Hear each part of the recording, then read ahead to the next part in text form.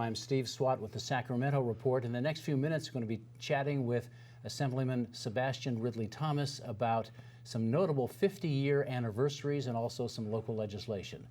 As I mentioned, Assemblyman is my guest this segment. Thank you very much for being with us. Thank you for having me, Steve. And we're going to get to the legislation in a few minutes, but the 50-year anniversaries, I mean, if you go back and think about the mid-'60s, those were notable times for some big ticket items. Things were happening. We had the Voting Rights Act, Medicare and Medicaid, the Watts unrest and revolt. It was a unique time period, and we are excited to commemorate those in 2015, but also look toward things that we can do to build positive legacies that come from them. You know, just a few days after the Voting Rights Act was signed, Watts erupted. That was the same year of the Selma to Montgomery March, and you may know that I commemorated the 50th anniversary by marching across the Edmund Pettus Bridge with President Obama just in March of this year.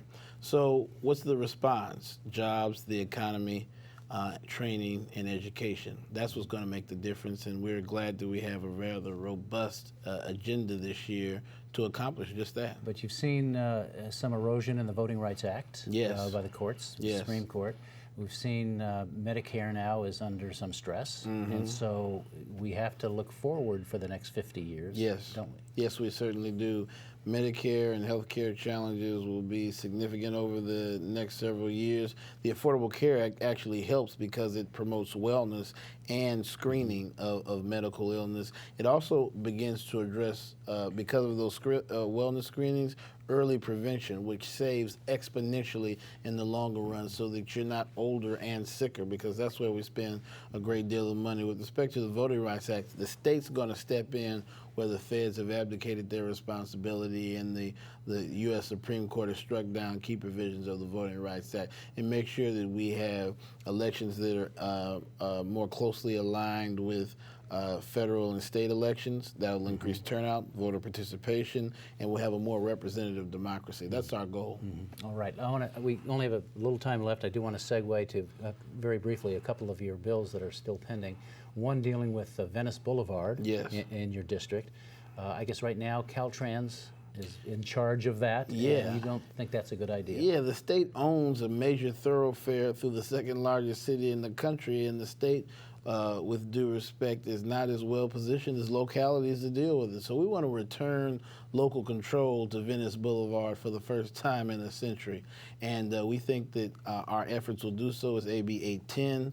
We feel as though we're moving in the right direction, and we'll know soon what the governor feels as well. It's the process of relinquishment, so that when we want to do traffic mitigation, when we want to pick up bulky items that may be dumped on Venice Boulevard, that we can get to a lickety split, and that we can hold our cleaning and service personnel accountable for the maintenance of those roads. Okay, and the other piece of legislation dealing with the Baldwin Hills Conservancy. Yes, this is the most unique park district in the state. It serves an area that is underparked, and we want to make it take it from being a temporary department to a permanent department of state government. This is going to help us with our drought resiliency efforts, our ability to catch rainfall through new pavement, either asphalt or concrete, and really make our community more vibrant and green. It will cost some money, though. It will cost slight money, but there's water bond money that you and I voted for that's going to help address some of those challenges. All right. Well, Assemblyman Ridley-Thomas, thanks very much for coming by and talking about all these issues. Fascinating. Thanks